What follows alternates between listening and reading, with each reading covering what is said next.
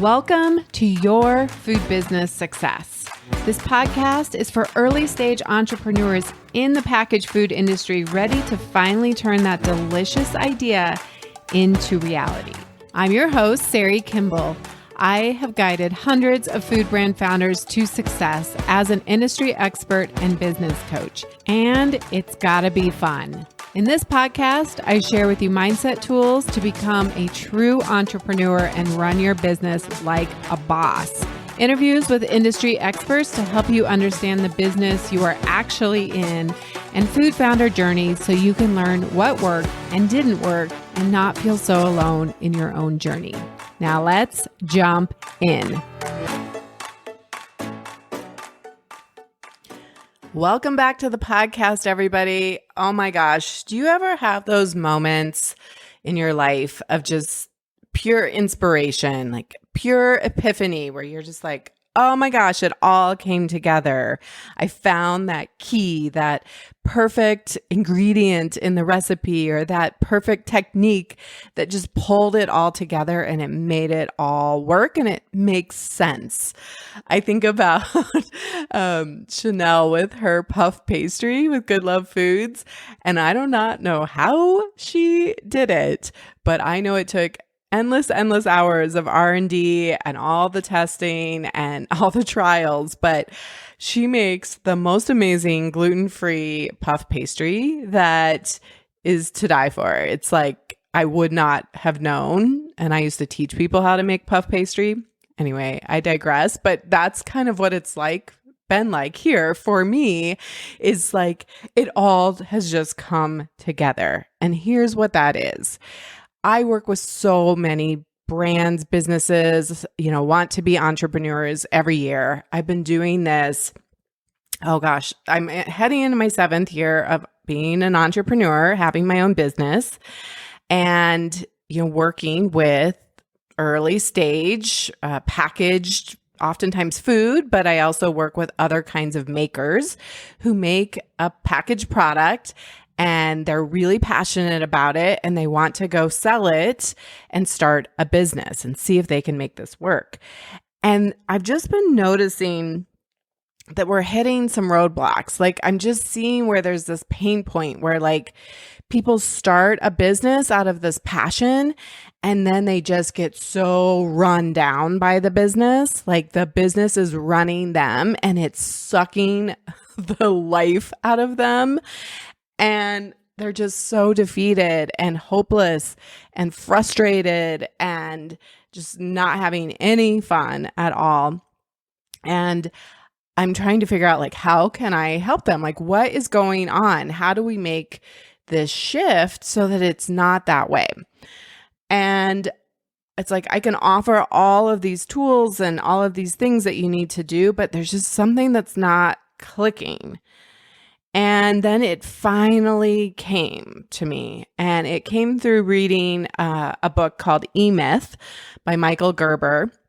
And I highly recommend. It is definitely a high recommendation of a book for anybody. And so really today's topic about, are you a true entrepreneur or are you an employee who started a business, is all inspired by this book. But it's like, the concepts in this book, it all came together. All of the work, all of the things that I've offered, it's like, oh, now I see how it all has to come together. Now I see how I can help people so much better to set their business up to really succeed. Not just like, yay, I launched my product, but actually to give them what they went into this business wanting. I mean, when you start a business, let's just be real for a minute. You are probably starting it because you are so passionate about your product that you're like, everybody has to try this. I want to get this in everybody's hands so that they can experience the joy or the fun or the satiation or the pleasure or the safety, the confidence, right, that I feel when I use this product. And that's amazing. That's wonderful. I want you to start a business out of passion. I really do. But here's the problem is that most of us, and I put myself in this category as well, we start our business from a maker's point of view. We're stepping into it with, I just want to make my product and I want to get it out there. And it's almost like this business is kind of an inconvenience. Like, ugh, I mean, I guess I have to start a business. I guess I have to find a way to sell my product. Like, you're just like, I just want to make my product. I can't tell you how many times I hear that over and over again. Like, it's like social media and the financials and the marketing plan and figuring out how to produce it efficiently and making money is just like, it's a hassle. It's a secondary thing that you're like, really? That thing? I have to deal with that?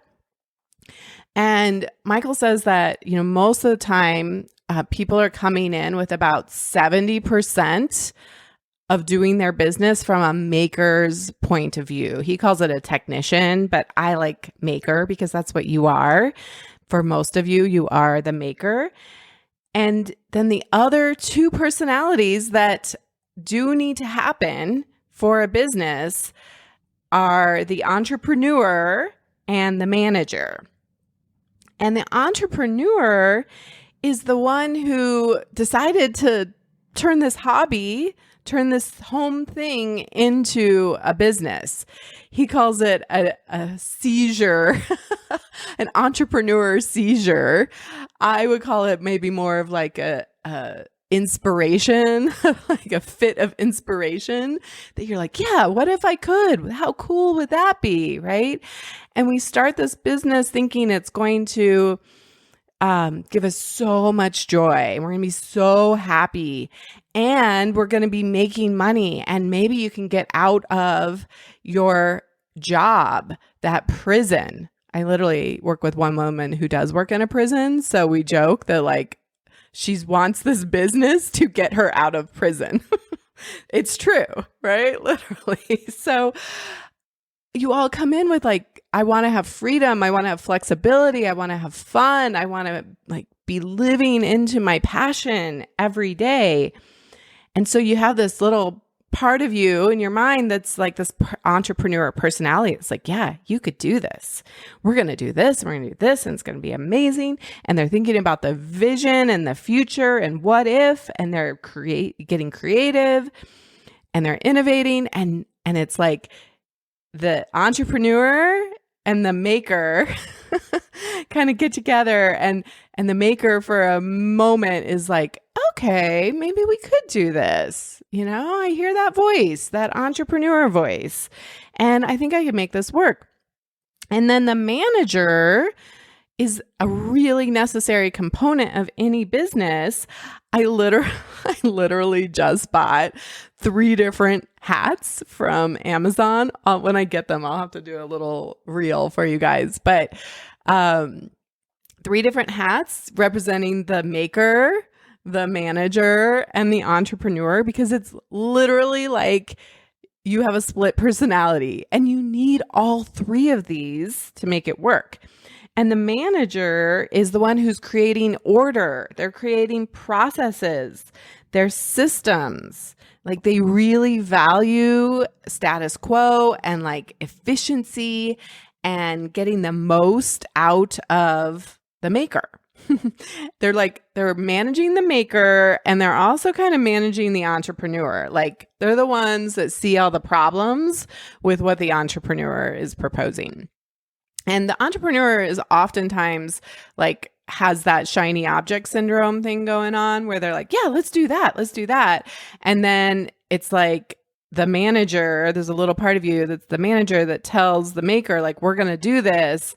And then the entrepreneur, a month later is like, but what about if we add this product? And what about if we do this? Right. And I know clients like this. You know who you are. You're constantly trying to add new products, change the business, go in a different direction. Well, we tried that one thing and it didn't work one time. So now let's go do it over here. Right? And what Michael says in that book is that most businesses are operating with the entrepreneur is about 10%, the manager is 20%, and the maker is 70%. When I looked up the definition of entrepreneurship, I really liked kind of these two versions. Entrepreneurship is the process of developing, organizing, and running a new business to generate profit while taking on financial risk. And an entrepreneur is someone who has an idea and who works to create a product or service that people will buy, as well as an organization that supports that effort. They are seen as the visionary and the innovator and take on most of the risk and the initiative for this business, right? And so you may be like, well, what's the problem with me just wanting to be a maker? And I'm going to say that there probably really isn't a problem. It's just when the two conflict. If you just want to have a hobby where you're like, I just make these delicious cookies on the side and people like call me up and I don't have to do any of the sales. I don't really have to do any marketing. I don't have to figure it all out. I just am pretty much going to make the product and people know me and they're like, yeah, make me these cookies, right? That's a hobby business. And there's nothing wrong with that. If that's what you want, you please, by all means, do that. But what happens is that a lot of people start a business because they have that entrepreneurship inspiration where they're like, I could really make this work. I could make this big. I could replace my salary. And big, I don't mean like you need to be the next Justin's Nut Butter and sell your business for $286 million. That's not what I'm saying. It's like whatever's big for you. It could just be like, I'm just creating, I'm replacing my salary, or I am creating other jobs for people and creating a business that allows me to take, 4 vacations with my family that are paid for by the business. Whatever that is for you, it's just that a lot of times you go in with an idea of what the business can provide and it doesn't actually match with what you're actually doing, right? Like there's a mismatch there. And so there's conflict. Because a maker just wants to do the work. And even if you're not making your product, I want to just say like, it could be just like, I just want to do the social media. I just want to do the sales. But what is happening is that we haven't taken a minute to step back as the entrepreneur, as the manager, and really defined the business intentionally. Because here's what happens. And you can just listen and see, like, does this describe me? If you already have a business, I'm guessing many of you can relate. If you have a business being run by a maker or you are an employee, essentially, who owns a business, here's what happens. Here's how it goes. You're going to stay small because you cannot scale yourself. You have a limited number of hours, a limited amount of energy, a limited amount of money. So you are always going to stay pretty small. It is always going to depend on you. You are at the center of your business. You cannot ever stop making or doing the work because it all depends on you. You're the only one who knows how to do it. You're the only one who can do it right. And, you're just like, yeah, but it's just me. And like I said, this is a little bit more of a hobby business. I've been talking with some folks who are ready to, they had that realization like, oh yeah, this is totally me. And they did some math, did a little bit of, spreadsheet work and did a couple little number crunching, nothing insignificant, but enough to know that she is only making she's like, I think I'm making about $800 a month after everything, after all my cost of goods sold, after all of my expenses. She's like, I'm working really hard for $800 a month. I'm like, yeah, you are. Is it worth it? Right? And this is kind of one of the symptoms that I see of when we have a maker-run led business. Your customers are buying you. Now, I am all for you being at the center of your business from a marketing standpoint. Like there is a lot of value when you are a small business to have the founder's story and understand like why you started the business. But ultimately, like your customers need to buy the product. They need to be like sold on the business, not sold on you. You cannot always be at the center, and we need to start creating a business that is more about the business and the business and the customers interacting than the customers and you interacting. And you're pulled in 1,000 directions. You're not doing anything really well. Even your product, what happens is that your product quality will start to slip because you can't keep it all up. You can't do all of it. Wear all the hats, right? The social media and the sales and going to the farmers markets and making the product and doing the deliveries and the books. Like usually that just doesn't even happen. But if you do it and you try to do the bookkeeping, it's not done very well. And maybe you even try to bring in help, but it's really haphazard. It's like, oh, you're a warm body that I think has a really good personality that could figure this out. And so you bring them in and you just plop them in and you're like, yeah, here's what I want. Go do it. Go figure it out. And we're hiring people based on personalities. Like they seem smart. They seem to know what they're doing. I actually worked with somebody a little while ago that brought on like triple her staff because she only had one person and then brought in 3. And much of the hiring was done based on personality. Like she has a degree in marketing. She can figure it out.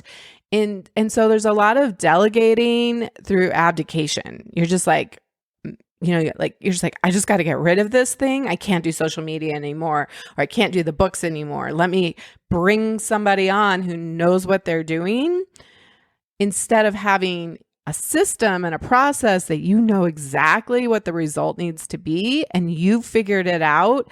And then you could bring in anybody to just work the system. It's not based on personality. And what happens is when it's based on personality is people leave. People change.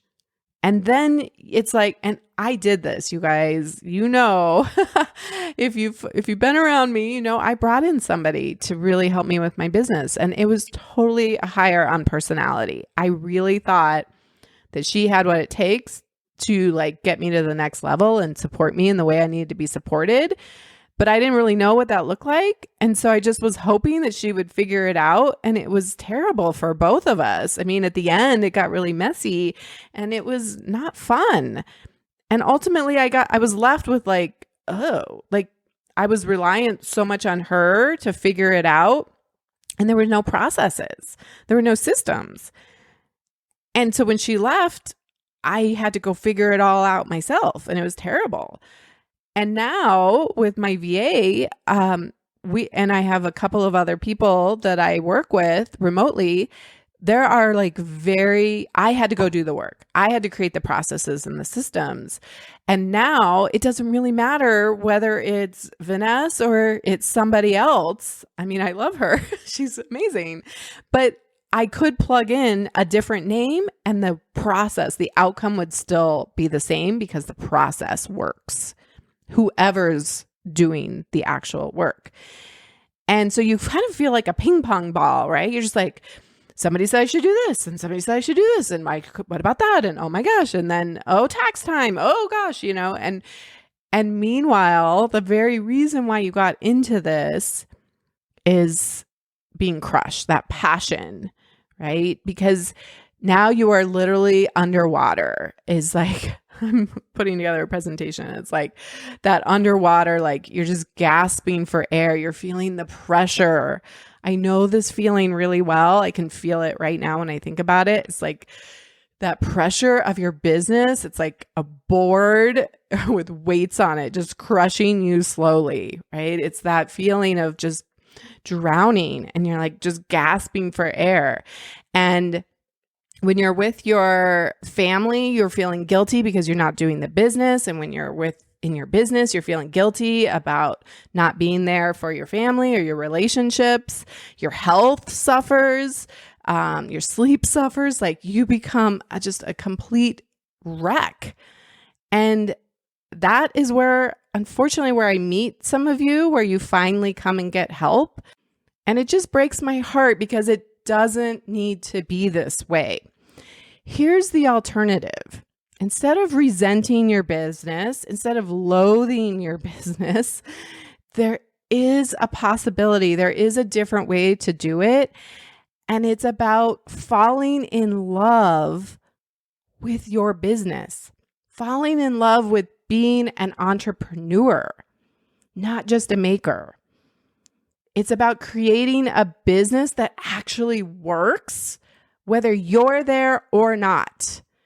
And it's a business that actually makes money. Because I don't care how many of you say I'm not in it for the money. In order for the IRS to declare you as a business and let you take a tax, do all the taxes with it, you have to be making money. And your soul will start to suffer. Your psychology will break down if you are always losing money. You will not want to do this business very long if it's always a loss, always a loss, always a loss. It's defeating. It feels terrible. You're like, wait, something's wrong here. And unfortunately, that's when a lot of you guys come to me is you're like, I think I maybe started an expensive hobby. Help me, Sari. And yes, I can help you. And that's exactly why I created Master Your Business.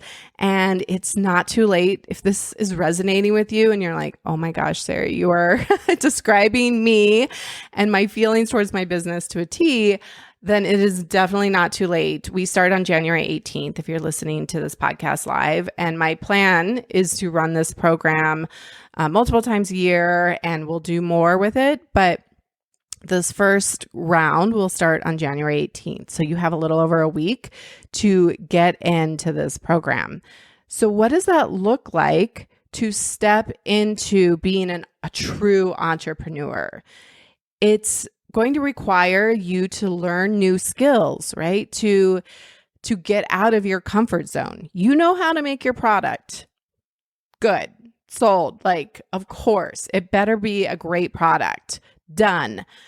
Now, running a business, one that works for you, is going to require you to learn about financials. It's going to require you to create an organizational structure.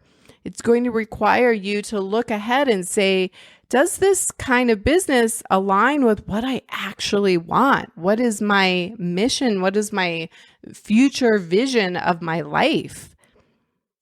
And sometimes it doesn't. Like, we got to get honest with ourselves. But if you feel like, yes, this business could equal that, right? And I'm willing to learn the skills. I mean, here's the really good news is that there is no entrepreneur gene. Thank goodness, because I was not born into an entrepreneurial family. Now, I do think people who grow up around other entrepreneurs definitely have a little bit more ease with this, but most of us don't. And in this age, right, where we have access to the internet and things are it's relatively easy to set up a business. And everybody tells you, you should do it. You should be an entrepreneur. It's so easy, right? So fast. You can just be on the internet, or you can be in a market, or you can be in stores, right? Everybody just tells you it's so easy. And you're like, maybe it is. And I do find that people who do grow up around other entrepreneurs have a little bit more risk tolerance. They have a little more ability to kind of step back and see how the business all functions together as a whole system. But the great news is you don't have to be born with that gene. And I recently took an entrepreneurial quiz to see and it was a really good one. It wasn't just like a Cosmo magazine or something. And it was so fascinating because I actually only scored a high C, 77 out of 100. So I've been doing this for 7 years. I would say the last 3, I have actually started to fall in love with this business as an entrepreneur and like love figuring out how to make the business work and run and have more fun and be more profitable and not have it all be reliant on me as the sole person doing all the work. But you too, if I can do it with a 77, a score of 77, you can definitely do it too. And an entrepreneur is going to stop and they're going to look at what the future vision is, right? So like I said earlier, you need to say, what is my vision? I'm going to replace my salary. I want to be able to experiment. And a lot of you guys, I find, are just like, but I just want to do new development. I want to do the R&D. And frankly, making your product over and over again, once it's been perfected, like once you have a system and a process and a formula, it's kind of boring. For some of you, I'm like, oh my gosh, are you not so bored of making thousands and thousands and thousands of the same granola or same salsa or whatever it is, right? It gets actually kind of boring. And so most of you, I think, just want to actually be able to create new ideas, new products. You want more flexibility and freedom. You want a business that supports the life that you want, right? I know each of you has that vision, that there is a real connection emotionally to what you think your business could give you. And you're also wanting to create that customer experience, right? That when a customer buys your product, that they're going to have that joy and that hope and that confidence and that experience, right? That's mostly why you even do this business in the first place, because you're like, it worked for me. I got so much of XYZ feeling out of it. I want to help give that to more and more people.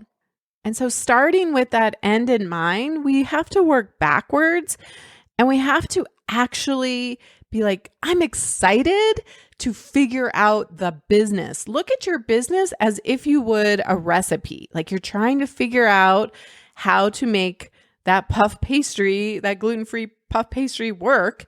It's the same feelings. It's the same thoughts about your business. I wonder how this is all going to come together. I wonder what kind of organizational structure would support creating a business that works for me. You get excited about it. You want to learn about it. You're like, it's because it feels so foreign, like you're out of your comfort zone and it feels scary and dangerous that you're like, I will avoid it at all costs. I will avoid creating any structure. I will avoid looking at my financials. I will avoid figuring out my expenses, right? I will avoid the process documents and the employee manuals and doing all of that stuff. It's because you're looking at it wrong. That's not a drag on your success. That is the key to your success. And once you learn how to do it, like some of the, just like learning how to do a cash flow statement or what is my cost of goods sold. Once you learn it, you're like empowered. You're like, I can figure this out. It's not that hard. Yes, people go get fancy MBA degrees to do this, but you don't need that. I don't have one of those fancy degrees, but what I have done is I hire people or I bring people onto my team who help me learn. And I don't just turn it over to somebody out of abdication. I'm like, hey, can you just go do it for me? Can you go manage my financials for me? Don't do that. You need to learn it. And then you're empowered and you feel like, I actually do know how to run my business. I am the CEO. I am able to be strategic in my business and create these processes that will free you up, right? That is what's so cool about doing this work is that pressure, there is this tremendous relief. There is a release of like, I know what I should be doing. I'm making the time to do it. I'm building the habits. I'm learning. I'm doing this work.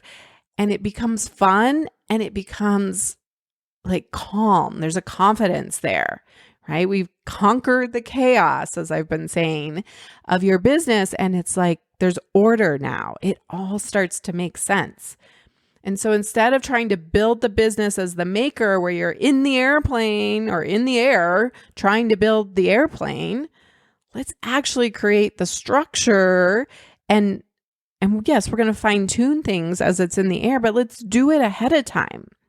Let's get you most of the way there early on in the process of your business so that you're not just in the air, just so over your business. And ultimately, so many people do quit. There's a reason why 500,000 businesses go out of business every single year. And that's exactly what Master Your Business is all about, is like, I'm going to give you the tools and we're going to go through all of this, the strategy, and like you're going to create your organizational structure. You're going to start doing your cash flow. You're going to learn about it and then start doing it. And now you have me to ask your questions about. And there's accountability there because we're a group and you've invested some money and you're committing to investing time. When we invest financially, we are willing to actually put in the work, right? Strategic accountability is a really good tool to use as a business owner. And so I'm really going to help you to increase those percentages of your manager and the entrepreneur. They need to be much more balanced. So for instance, I thought that's a great way to close. What business are you in? So when I ask you that question, the first thing that probably came to mind is I'm in the business of making salsa. I'm in the business of making granola, right? Coffee, whatever it is. Wrong. That is a maker's point of view. That is you being a maker going in and starting a business. That is not the business that you are in. That is your commodity.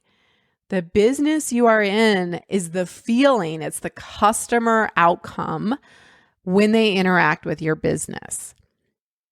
So when somebody buys, let's use Chanel's gluten-free puff pastry to round it out here.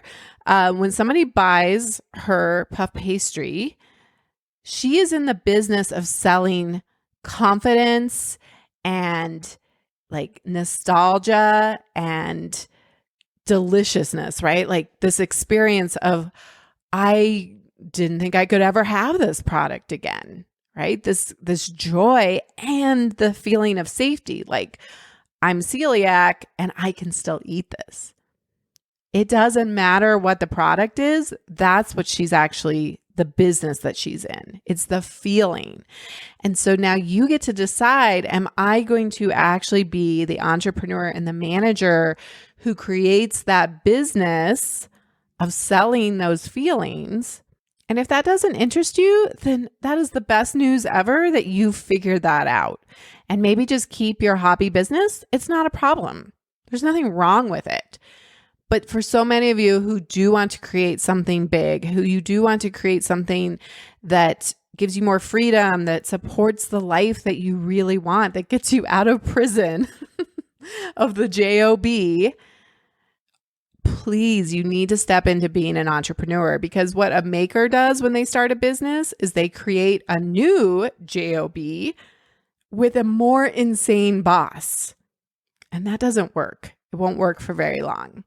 I am on a mission in 2023 to help more entrepreneurs create a product business that works for them and that they absolutely love. They love their business and they love their product. It all comes together and it's all going to support your future vision for your life. There is hope, my friends. I promise there is a better way to do it. And it is possible for you to create a business that works for your life, for you to get control of your business, and for you to actually fall in love with your business, with both the business itself and the product that you're already so passionate about. I would love to help you in Master Your Business. We start January 18th. Until next time, have an amazing week. The smartest thing you can do as an entrepreneur is to invest in a who to help you with the how, to speed up your journey and help you skip the line. When you are ready for more support and accountability to finally get this thing done, you can work with me in 2 ways.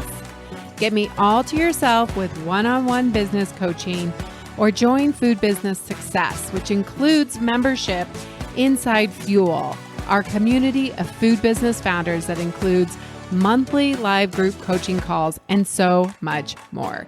It's one of my favorite places to hang out, and I would love to see you there. Go to foodbizsuccess.com to start your journey towards your own food business success.